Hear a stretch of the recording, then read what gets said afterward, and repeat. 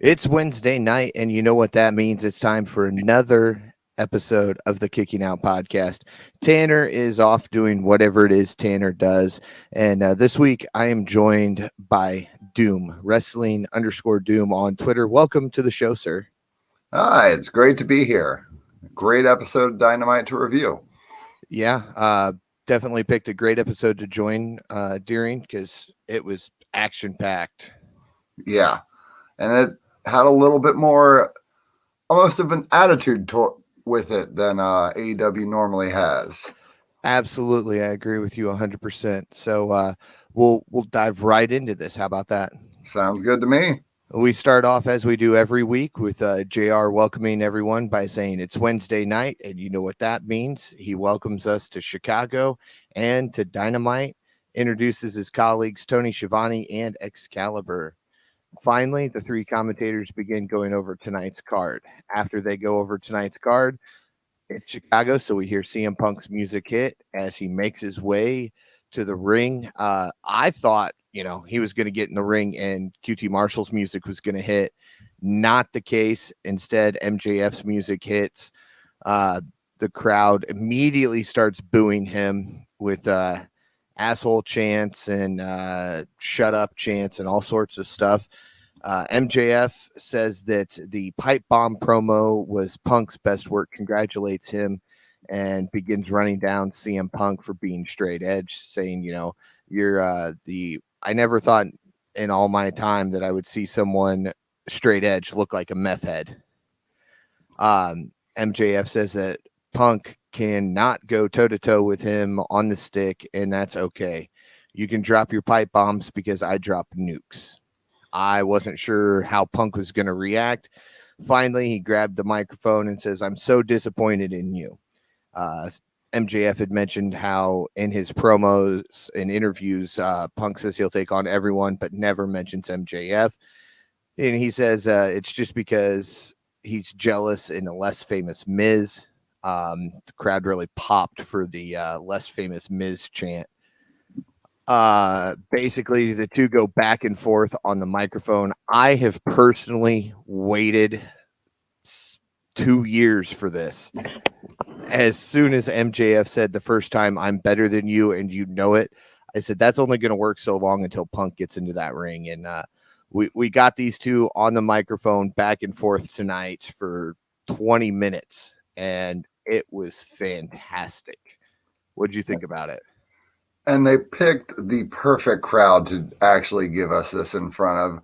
From the first moment when his music hit, they got that pop out of the way right away.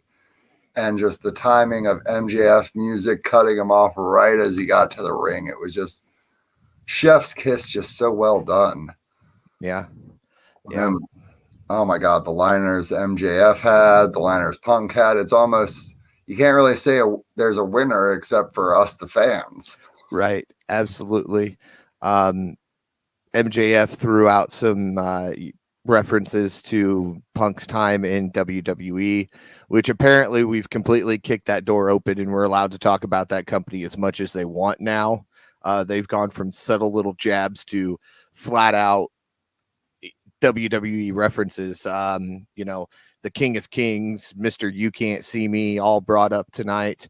And probably my favorite line was when Punk says that the only way that MJF is going to be number one is if he waits around long enough for Tony Khan to have a daughter, and then MJF marries her, referencing right back the King of Kings thing to him.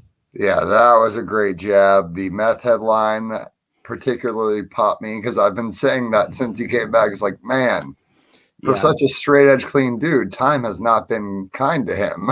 I know. I was sitting there tonight. I was like, man, I know this dude is straight edge, but standing in the ring tonight, he just looks stoned out of his mind.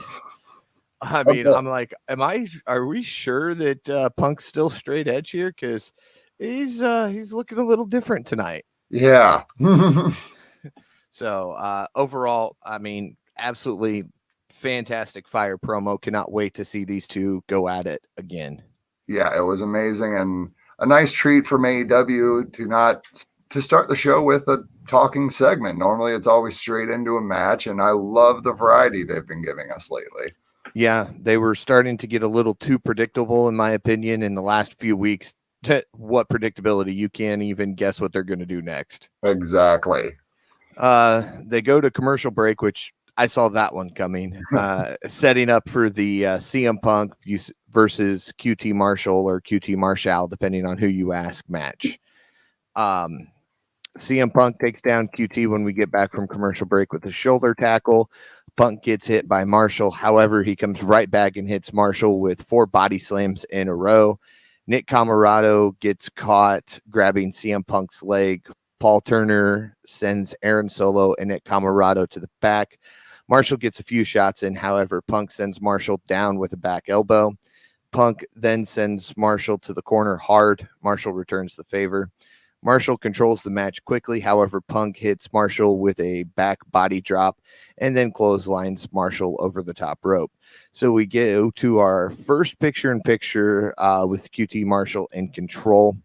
We return from the break with Marshall hitting Punk with a Liger bomb. Marshall begins laying some shots in on Punk. Marshall then starts pushing Punk. Punk comes back, hits him with an enziguri. Punk is now in control as he hits QT with a rising knee strike and a big clothesline. Punk goes to the top rope, hits Marshall with a big elbow drop, and then hits Marshall with the GTS. And Punk picks up the pinfall. Quite predictable, but also still a fun match. Yeah. I mean, I knew there was no way Punk was going to lose in Chicago. No, this isn't WWE. Right.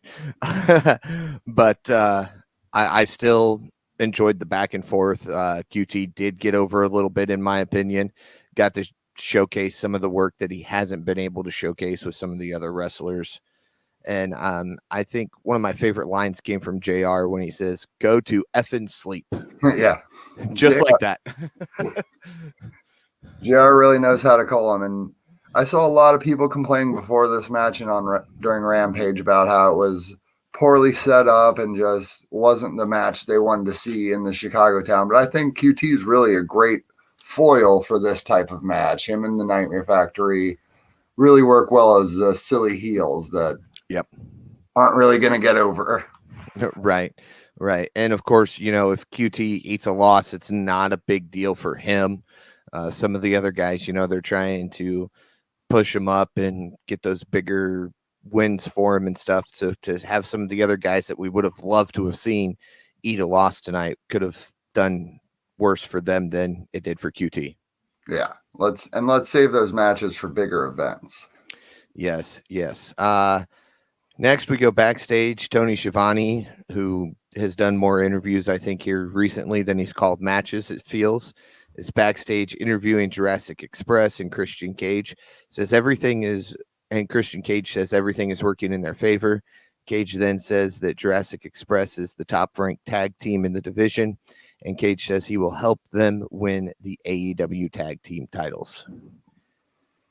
Am I the only one who's starting to feel a little bit of a heel turn from Cage coming through? Oh, Tanner and I have been talking about this for weeks. It's coming. I don't know when, but it's coming, and it's starting to feel more and more. JB cuts him off tonight. Not a whole lot there, but cut him off just enough that you could tell Cage wasn't too happy with it.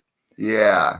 And this whole "I'll help you win the titles" feels like we're either the entire Jurassic Express is going to turn heel or Christian's going to turn on them. Yeah, I was just about to say, I wonder if Jurassic Express is going to go with him, or maybe if Jungle Boy's just going to go with him and leave Jungle Saurus. There's lots of ways they can go with this one. Yeah, I do want to see a heel Luchasaurus, though, in like all black with a little bit of a different mask and maybe the tongue be red instead of green. I think that'd be really cool. That could be really cool. That would be a really good spin on the Luchasaurus character.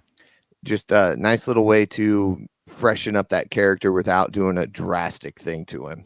Yeah, because the only other thing you can really do with him is take off the mask, and I don't think we're there yet.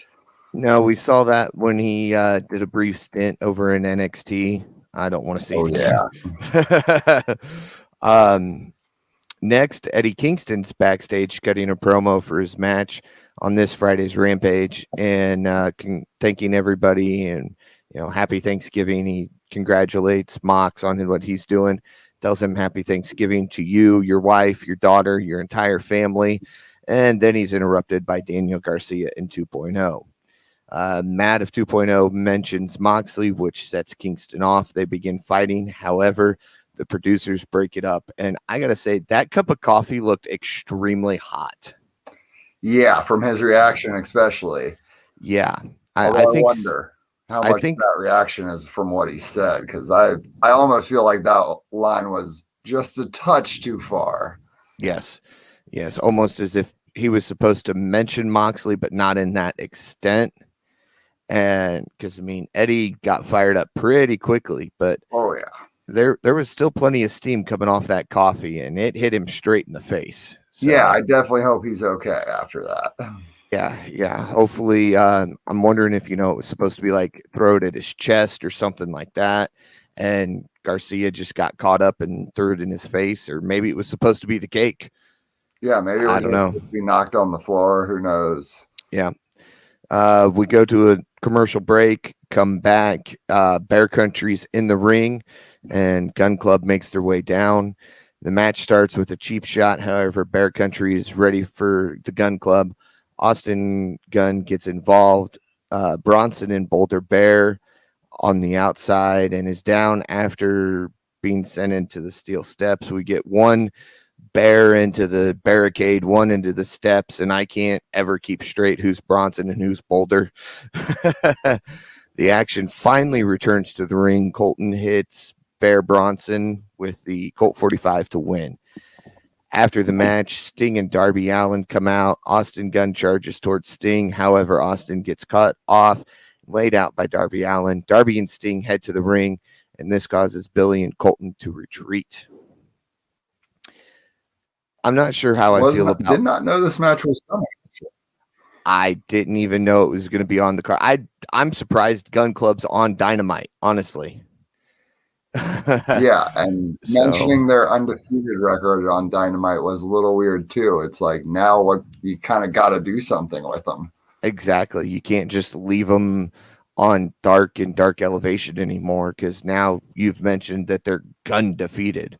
Yeah. I forgot about that. I'm not sure how I feel about Billy with a choker again. That brought back some Billy and Chuck memories that I try to forget about. Yeah, it also brought some poor fashion choices I made in high school back to life. I was like, I was hoping I buried those. Yeah. It's like, woof, everything's back. Oh no, what have I done to myself? I'm just glad my wife wasn't here to see that. Right. AEW Battle of the Belts was announced for Charlotte, North Carolina on January 6th, 2022. I'm excited for this. It doesn't feel like it's going to be like a Clash of Champions or anything like that. Of course, all the belts will be defended, which is one of the first pay-per-views that this isn't even a pay-per-view, but it's a special event on TNT. One of the first times we've seen all the belts defended on one show, though.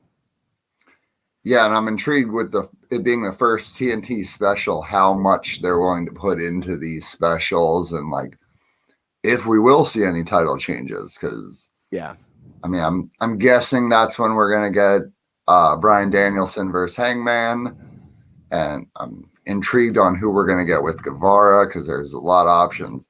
Like sky's the limit right there right now. Yeah. Personally, I would like to see Kip Sabian come back and get a shot at it. Yeah, he keeps making his appearances over on the Sammy vlog with his box on his head, whatever he's doing with that. The box is now untaped and coming open. So yes. I think we're close to a new reveal. Yeah. That's neither here nor there. Right. Something definitely changed with Kip, and I'm interested to see what happens when he comes back. Hopefully he comes back and he's a little more serious and not so much of a comedy character. Yeah. Although I've always been a big fan of him since the first pay-per-view where he kissed that guy in the audience, all the heat he got with that. Like, if you give him the time, he's worth it. Oh, absolutely. Absolutely. Up next was a backstage segment with Adam Cole and Bobby Fish talking about the losing streak that the Elite is on and how he wants to stop it. They get interrupted by the Best Friends, and Adam Cole begins insulting Chuck Taylor, Orange Cassidy, and Wheeler Yuta. I thought this was a pretty fun little segment, honestly. Yes, but now we need to know Wheeler Yutta's middle name. Yes, it got asked and it never got answered. Yeah, I'm trying on Twitter. We're going to get to the bottom of this. Okay. All right. You're going to have to keep me updated if you get to the answer before I do. I will, definitely. Up next was a very shocking segment for me as we see Tony Schiavone with Team Taz, Leo Rush, and Dante Martin. Taz tells Dante Martin that they are done messing around and to sign the contract. And Leo says, no, we're not going to do this. And Taz is a little upset that he's even there. Leo grabs the pen from Dante, says, we want no part of this business. And Dante grabs it back and signs the contract to join Team Taz. Shock and awe. Yeah. Yeah. I was a little taken back because I'm like, okay, he's going to grab it and like throw it at Ricky Starks or at Hook or something to start a brawl backstage where Tony Schiavone's going to have to run for his life. But no, he signed, and I don't know how to feel about this. I hope Darius comes back soon and maybe we see an interaction between these two about, why'd you join Team Taz? Why have you teamed with everybody under the sun but me since I've been gone? So and really, it was all about the chips. Yes, it was. And I agree with his decision. I mean, those chips did look delicious. Hook's very generous. Yep. I still want to see Hook in the ring. I'm just going to throw that out there real quick. The Hook hype is real. I cannot wait to see him in the ring. Man, when he gets into that ring finally, no matter where they're at, whether he's face or heel, the crowd is going to erupt just because it's been teased so much. It's going to be such a pop when we finally get Hook. Yes, it is. Up next was a match in the TBS title tournament. Thunder Rosa versus Jamie Hayter. And of course, we saw Dr. Britt Baker and Rebel join Jamie. Thunder Rosa and Jamie go after each other, and the bell rings. Rosa and Hayter are both exchanging strikes. Neither is gaining control. The fight falls to the outside for the first few minutes. However, the action finally makes it to the middle of the ring with Rosa hitting Hayter with some heavy strikes until Hayter hits Rosa with a shoulder tackle. Rosa hits Hayter with a drop kick, and then the action goes to the outside again. Rosa gets back into the ring, hits a running drop kick, which sends Hayter into the barricade. Rosa rolls under the ring ropes to stop the referee's count. Rosa goes to jump onto Hayter for, I'm guessing, a crossbody. Hayter catches her, slams her into the steel post, and we go to commercial break, come back from commercial break. Thunder Rosa hits Jamie Hayter with a shotgun drop kick. Then Rosa hits Hayter with another big drop kick in the corner. Hayter recovers and hits Thunder Rosa with a nice backbreaker. Rosa is back up. Thunder Rosa goes for a Russian leg sweep. However, Hayter blocks it. Rebel distracts the referee. Britt Baker gets in the ring and hits Rosa with a super kick. However, Rosa ducks and Baker hits Hayter. Rosa then pins Hayter for the big victory and advances in the TBS Women's Championship tournament. I thought this was going to go to Jamie, honestly. I kind of predicted this going to Thunder with a little bit of shenanigans. The thing I like most about this tournament is how many other stories it's producing that are not around the titles. This women's division really needs more than just chasing after the belts. And I think between the Serena Deeb and Akira Shida and this new storyline, that's the one thing, that's my favorite thing from this tournament is how many storylines it's creating besides titles. Yep, we saw some tension rise tonight between Hayter and Baker. And of course, we got to mention that anytime the three of them are together, Hayter never does the DMD. So I don't think she's fully in, and I think this is her way to start getting out the door. Yeah, that little shove she did. There's subtle breadcrumbs a lot to get us ready for when she finally has had enough and is ready to fight Britt for the title. Yep. Yep. We go backstage to Jericho and Alex Marvez. Jericho says, normally, Alex, you and I don't get along. We've got a lot of back and forth, but it is Thanksgiving Eve. Happy Thanksgiving. He continues to talk and is interrupted by 2.0 and Daniel Garcia, who say, the Canadians came out on top tonight over Eddie Kingston and this, that, and the other. And Jericho goes off on him, says, don't you ever do that again. Don't interrupt me. Shut up. Tells them to find their way elsewhere, basically. And that he's a blockhead. Yes, blockhead. An ugly SpongeBob SquarePants. Yes, I forgot the ugly SpongeBob. Classic Jericho. Oh, yeah. Only Jericho would find that reference and do it at that point in time. And be able to get it over. Yes. I think anything Jericho says at this point, the crowd will chant. Yes, we have seen that countless examples of that at this point. And CM Punk's right there now with Jericho, I've got to say. So yeah. They're on that next echelon. Yes, they are.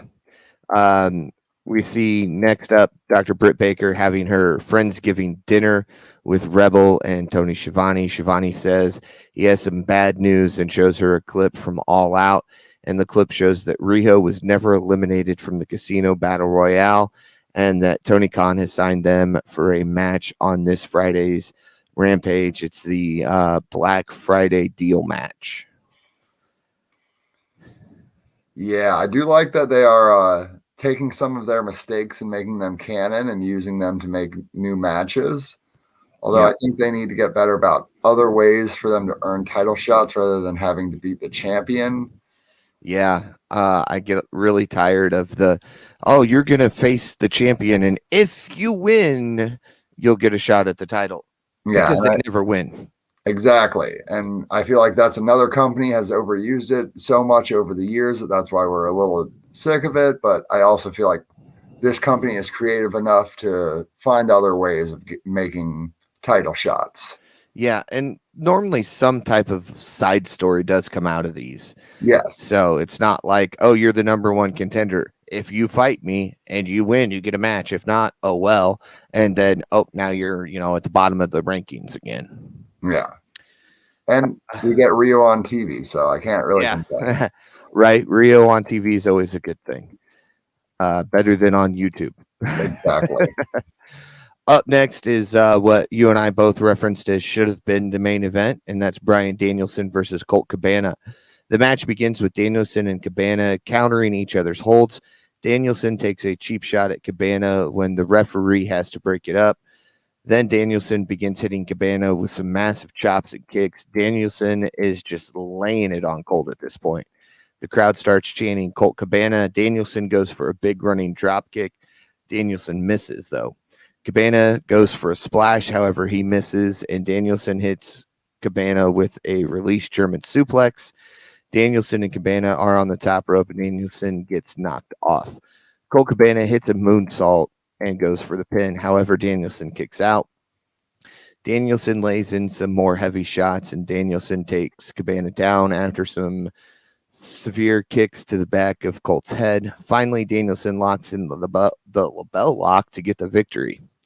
After the match, Tony Schiavone interviews Danielson. Danielson tells the crowd they sing a different tune since his debut a few weeks ago. He tells the crowd that they are fickle, and he also shows everyone he kicked everyone that he knocked out Cabana's tooth. Then Hangman Adam Page comes out, and Page says that Chicago means a lot to him. He cannot think of a better place to have their match. Danielson says, of course you would offer me a title shot after I just had a match. However, I consider that coward shit, not cowboy shit. Page says he will even let Danielson get the first shot. Danielson says he's not falling for it. However, Danielson does throw the first punch. Both men begin throwing punches. Hangman goes for the buckshot lariat. However, Danielson rolls out of the ring and walks away. Hangman Adam Page stays in the ring as we go to a break. First off, I gotta say that Colt Cabana can still really go. That was such a great match from him. Yes. Obviously, he was in the ring with one of, if not the best wrestler in the world, so that helps a lot. But he put quite a showing on. Yes. Although I still am curious. This is one of the few times that we've seen Punk and Cabana on the same show. Of course, still not together. So I'm wondering if there's still some heat between the two, or if it's finally kind of just over and done with, and maybe we'll see a tag team of Punk and Cabana once again. Yeah, I kind of was hoping we'd see something with one of them rescuing the other, but I almost feel like they might just have buried the beef, but aren't really wanting to be friends again. There's really no saying. I mean, I'm just hoping they get along and there's no fighting. I can't imagine in AEW there's any of that backstage. Right. But I would love to see that tag team again. Yeah. We brought up earlier tonight the pipe bomb, at which point Punk did reference Colt Cabana, called him out by name as a friend, of course. So maybe we're getting there slowly. It's just going to take us some time. And yeah, we've all listened to those famous Art of Wrestlings. I know I've listened to even the ones where Punk's just in the background screaming into the microphone from the other room. Any of those, like they were truly great friends, and I hope they can get back to it.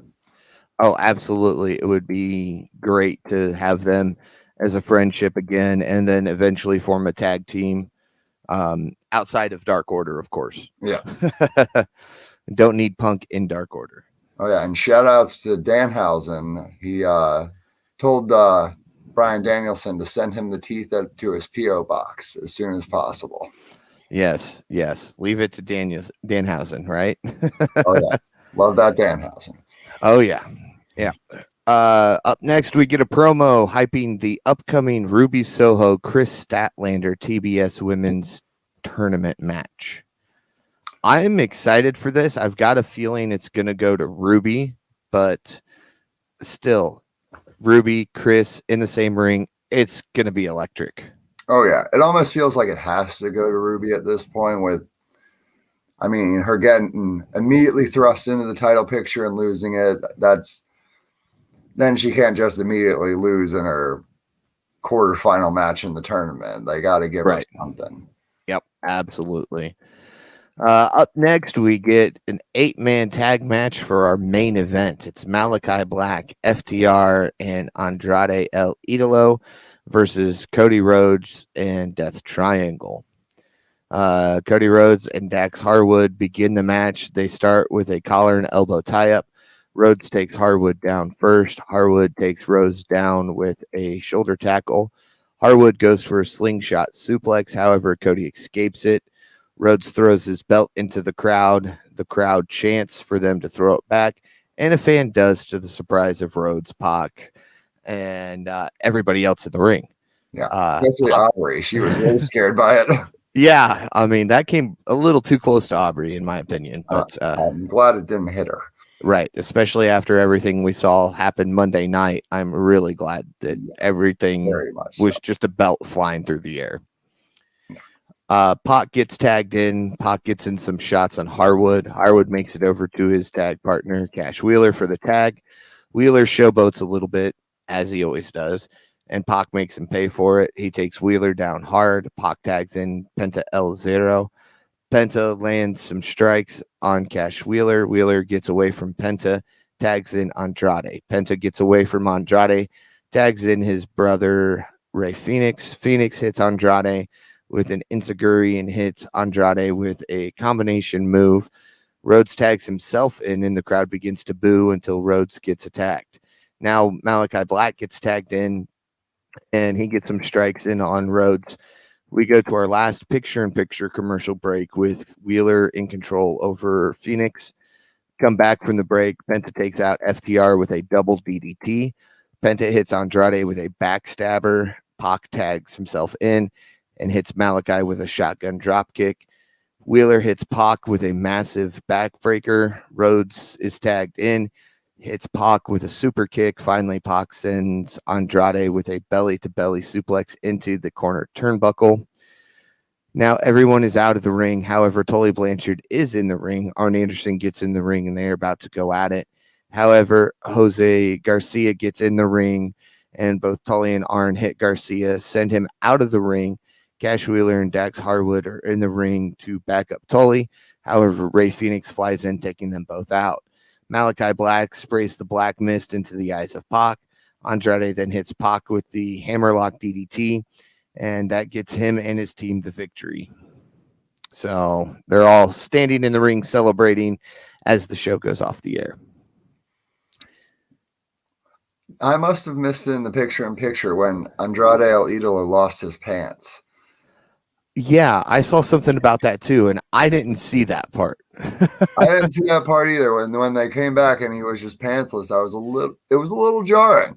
Yeah, absolutely. And it was a crazy match, and round of applause for Aubrey. She kept her cool through the entire match. Yeah, she was definitely the MVP of the match. Yes. She has earned her title as a senior referee or head referee or whatever they're calling her these days. Best in the business as far as I'm concerned. Absolutely. I agree with you 100%. I mean, it's great. She's constantly doing stuff backstage as well. Just think this woman does a podcast, AEW Unrestricted. She's part of the game development team. She does stuff with AEW Heels and the charity events, and she's a full-time ref, sometimes 2 matches in a night. Yeah, she must really love this company. I think she loves the business and especially loves this company. Yeah. So, I mean, hats off to her. Oh, yeah. So, and with this match, it's just, I'm not sure what they are doing with the character of Cody anymore. And I'm not sure. I don't know what they're doing. They had to know the reactions he was going to get in this town in Chicago, for God's sakes. If someone's getting slightly every time. Yeah. It's in every town at this point. And then the belt getting thrown back, it just becomes a distraction. And I mean, really, after that first match with Malachi Black seemed like the coolest character in the company. The bet could go to the moon, and now it almost feels like he's been bogged down by this. Yeah. Well, he did tease a couple weeks ago that there are some changes coming to the character, and I hope he means more than the addition of what looks like now his face is starting to decay. Yeah, I hope something's going to happen when it fully spreads, maybe. I'm interested in this lore of Malachi Black, but I've been burned so many times by supernatural stuff in wrestling. It's hard to invest too much in it. Yeah, as long as they don't try to turn him into the Undertaker or something, I think they're good. Some type of murder clown. Yeah, let's not do an evil Doink the Clown. We don't need that. So overall, Doom, what did you think of tonight's AEW? Besides the main event should have been switched with the Hangman, Hangman having the title in the ring, closing out the show should have been how it ended. I feel like some egos got in the way there, but besides that, it was a great show. I gotta say 8.5 for going out of 10. All right. Sounds good. I can deal with an 8.5. I'm going just a little bit lower though. I'm going with an 8. There were just a few things that still I'm trying to wrap my head around that don't fully make sense. The Hangman should have closed out the show. The champ should have closed out the show. Yeah. I mean, that's just me. But I think them going, well, it's an 8-man tag that should close out the show. Oh yeah. Okay. I can get that. If Hangman wouldn't have been on right beforehand, I'd be all for that. Exactly. You got to treat your champion like a champion, or else we're not going to treat him like the number one in the company. Right. And with Hangman, I mean, and I got to give it to Hangman, whether he's opening the show, whether he's a mid-card match, or whether he's the main event, he brings 110% every time. Oh, yeah. I'm loving the cowboy shit era so far. Yes. It's definitely, it's only been, 2 weeks now. Yeah. Week and a half, whatever.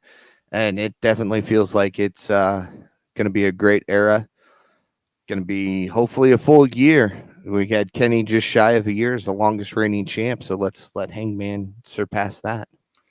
I don't know. I feel like maybe he'll get one good defense under him. Then I mean, my personal opinion, he might be dropping that to MJF at the next pay-per-view. Oh, Tanner has said the same thing. He goes, it'll be early 2022. He'll drop it to MJF. I said, all right. And so Tanner went on record last week as to say, a year from now, MJF will be your champion. I said, all right, that's pretty bold, but I can get behind it. Sadly, I can get behind it. Yeah, I guess I can agree with Tanner on this one. I do feel like the babyface champion's always better in the chase than it is as the champion. So, yep. Like to keep Hangman feeling like a badass, they might have to cut him off a little short with shenanigans or something. Right. So who would be your wrestler of the night for tonight? Man, that is going to be hard. I think it'd have to be a toss-up between MJF or Punk. That promo battle was so good. Yeah. I think I got to lean towards MJF on this one. All right. I was actually right there with you. I wasn't going to pick anybody else because, I mean, that 20 minutes, it felt like a lot longer than 20 minutes, but in a good sense. It wasn't like, oh, my Lord, come on, hurry this up. I just felt great. Yeah, I want these two to just have, the whole hour on the mic back and forth. I'm okay with it. I would pay for a pay-per-view of them talking back and forth for an hour. Yeah, I would be perfectly okay with that. So I would have a smile the whole time. You went MJF. I'll go with Punk on this one. All right, that works. That works for me too. So overall, good show. Like I said, solid 8. Looking forward to this best in the world versus I'm better than you, and you know it. I'm just gonna say it now. Take my money. I'm all in on this. So I will watch this no matter what. If I have to pay for it, if I have to watch it on Friday, Wednesday, I doubt they'd put it on YouTube, but I will watch it no matter what I have to do to watch that. Yep, absolutely. I agree with you. I think though, sadly, the Danielson Hangman feud is under this. So we've got a title run, but this is more exciting. And it's nothing against Hangman. It's nothing against Danielson. It's CM Punk on the microphone. It's MJF on the microphone. Two of the best on the microphones at each other's throats. Yeah. Like I'm all for it. Kingston and Punk almost did the same thing at the last pay-per-view. They got a magic with this realism that they have that's just so good. I want so much more of it. Yeah, I cannot wait to continue to see where this goes. I hope we get a Punk Kingston feud again in the future. That's not 2 weeks long. Yeah. So it was a nice short feud, and I got to give it to Punk and Kingston. They pulled together a great feud in 2 weeks. Yeah, exactly. They really only needed one night for that one. Absolutely. Anything other than one night, I think, probably would have blown the house up. Yeah. As long as it's not just sparkler blow-ups, that is. Yeah.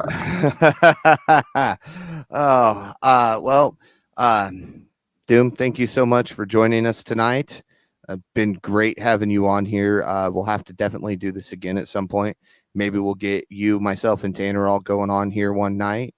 We'll recap AEW, see where it goes from there. I think we'll have a lot of fun with it, though. Heck yeah, it was a great time. I'm always willing to fill in or guest star whenever you need me. Be sure to follow Kicking Out Podcast on all social media at Kicking Out Pod. Follow myself, Paul Zartman, at Paul Zartman921 on all social media, and follow Doom at wrestling_Doom. The link's in this video. And of course, we've been kind of tweeting back and forth through our personal page and through the Kicking Out Podcast page tonight. So follow us on Twitter. You'll find us. You'll enjoy it. It'll be a good time. Don't forget, Black Friday specials going on through Pro Wrestling Tees right now, so you can get some Kicking Out podcast merchandise as well. So you're going to have to jump on the Doom train there, and you'll have to get some merchandise too, Doom. Yeah, one of these days. Sometime I might actually do something. We look forward to doing this again soon, Doom, and thank you again so much for joining us. Thanks for having me, man. Join us again next week as we kick out yet another podcast.